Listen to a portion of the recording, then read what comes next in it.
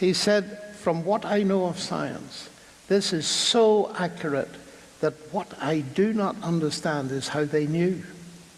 And if ever, and I'm paraphrasing because I don't remember the exact quote, if ever there was a page of literature that would convince me that there is a God, it would be that. We're about to watch a clip that can set some people off in regards to how they feel about the book of Genesis. In particular, I'm thinking of people who don't believe in God, who want to ascribe beliefs to Christians that they don't necessarily hold. But let's watch as Dr. John Lennox adds some much needed and valuable context to the book of Genesis. The story in Genesis gets the order of events mixed up a bit. How could God have allowed this if it was always going to be scrutinised when science got there? It should be perfect. And then after that, please can you give us your opinion as a mathematician on the role of probability in the theory of evolution? We're told that random chance has played a large part in the natural selection of genes. But how likely is this in your view? How many hours have you got? Well, let's be brief and just approach this. You see, the assertion is that Genesis gets it mixed up. There's a book called The Genesis Enigma.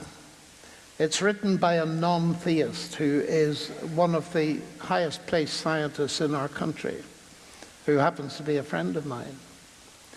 And he was giving a talk on bioluminescence in front of a group of journalists who said, "You sound like Genesis." And he thought Genesis was a pop group or something.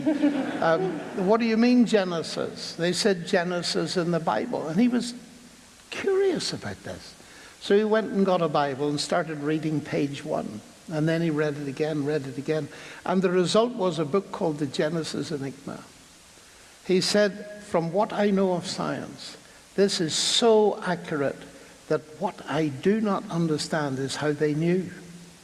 And if ever, and I'm paraphrasing because I don't remember the exact quote, if ever there was a page of literature that would convince me that there is a God, it would be that. Now, what the questioner is probably referring to is that the order of events in Genesis 1 appears on the surface to be different from the order of events as recorded in Genesis 2. But it seems to me that that is very easily understood by remembering that there are different kinds of order. There is chronological order, and Genesis 1 certainly gives an impression of being chronological. There is a sequence. But then there's logical order. For instance, if I'm talking to an architect and builder about a hospital in Birmingham, and I say, "Tell me about the hospital." Well, first we dug a big hole in the ground, and then we put in various basic steel girders that reached to the roof, and then we built a car park, and then we built administration offices, and then we built a ward, and then we built operating theatres above that, and then we built more wards above that, and then the air conditioning and the roof. That's a chronological description.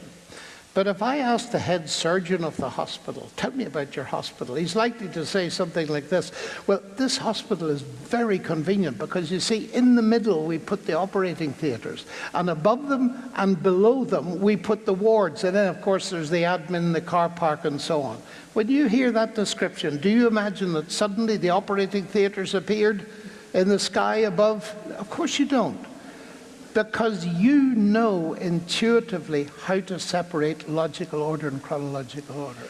Well, if we do that in our everyday language, surely we're grown up to allow it in the Bible.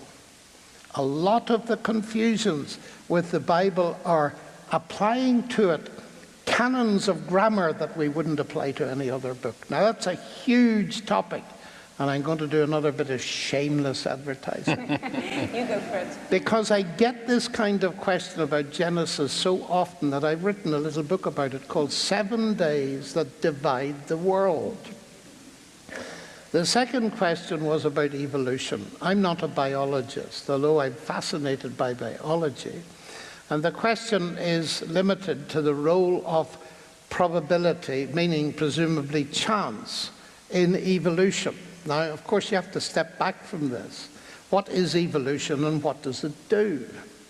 And I'm a mathematical skeptic here. I must confess that straight away. But clearly, mutation and natural selection do something. Just have a look around this room. Why do we all not look the same? Well, thankfully, we don't. But the reason is that there has been selecting. I selected my wife, or at least I think I did. She probably selected me 50 years ago. And that's why our children look as they do. It was selection of a very real type. And most of us are afflicted, I say it that way because they're mostly deleterious, with mutations of which we might eventually die. So natural selection and mutation do something. And clearly there is, from the perspective of analysis, there is a random element in it. I don't find that difficult. And certainly, since we're all different, and I believe that God is behind it, God is behind that. The bigger question is whether the neo-Darwinian theory or its modifications today can support the weight that is put on it.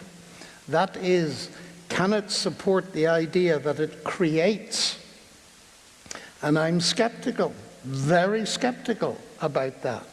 I don't see the evidence, but the one point I would make about it, ladies and gentlemen, is the greatest confusion comes in the failure to distinguish evolution, whatever it does or doesn't do, and the origin of life. The one thing evolution clearly didn't do was produce life, even though Dawkins has been saying for years that it did. Why? Because evolution, whatever it does or doesn't do, can only operate when life already exists, so it cannot be used to account for life. Now that's a huge topic, and I'm not going to say I've written a book on it, even though I have. So just to tidy up what Dr. John Lennox said on evolution, evolution tries to account for how different stages of life came about. It does not account for the origin or beginning of life. Many people assume that it does. It does not. It is worth noting that even under perfect laboratory conditions, we have never been able to emulate or generate life from nothing. It has not happened. Evolution does not account for that. When it comes to the book of Genesis, I feel like there's no other book of the Bible that people, Christians and atheists alike, enjoy quibbling about more. And it feels like many of these quibbles and arguments are based on the fact that often people forget that there are different styles of writing in the Bible, and you can't assign one kind of context from a different style of writing to another. In the Bible, we have letters from person to person and person to group. We have historical writings. We have wisdom literature. We have apocalyptic type writings. We have poetry style writing. It would be a mistake to read something like poetry style writing and to read something that was hyperbole in there and take it as being true. That is not the context or style in which it was written. We sometimes have such a Westocentric view on things. Is Westocentric a word? I don't think it's a word, but I'm going to try and make it a word. In the West, we can sometimes view things through a lens that we have developed here that was developed over centuries of time, that was sometimes built upon on the foundations that other cultures have laid. Other cultures sometimes didn't view the world through such a lens. Believing that we need to prioritize in our writing timeline sequencing is something that is Westocentric. Now, there's many other cultures in the world who do value that, but as Dr. John Lennox pointed out, ancient Hebrew didn't necessarily always value that style of writing. The Bible is one of the most important and transformative books that the world has ever seen. Whether or not you agree with what's inside of it, that fact is undeniable. And so much of the time, I see people that are arguing about petty things and little differences that are issues that could often be solved if people just picked up a proper biblical hermeneutics book and worked through that as they were reading the Bible. If you're someone who's trying to understand the Bible and whether or not it's filled with crap and lies, then you really deserve to read it properly. I've noticed that it's particularly true of atheists, that they want to take something from the Bible that is completely out of context, that is a meaning that wasn't ascribed to the original writing, and use that as some kind of cudgel against Christians, saying, you believe that, when the Christian is sitting there going, that's completely out of context. That's not what I believe. You are not understanding what's written down. Erecting straw men like that does nothing but waste time, and as Dr. Lennox can do and usually does, he uses grace and tact and wisdom in that clip to add some much needed context to the book of Genesis, probably one of the top 5 books in the Bible that is the most misunderstood. What do you think is a hot button issue that atheists and Christians, or Christians and Christians, argue about that some proper biblical hermeneutics would solve? Let me know in the comments and maybe we'll do a video on it.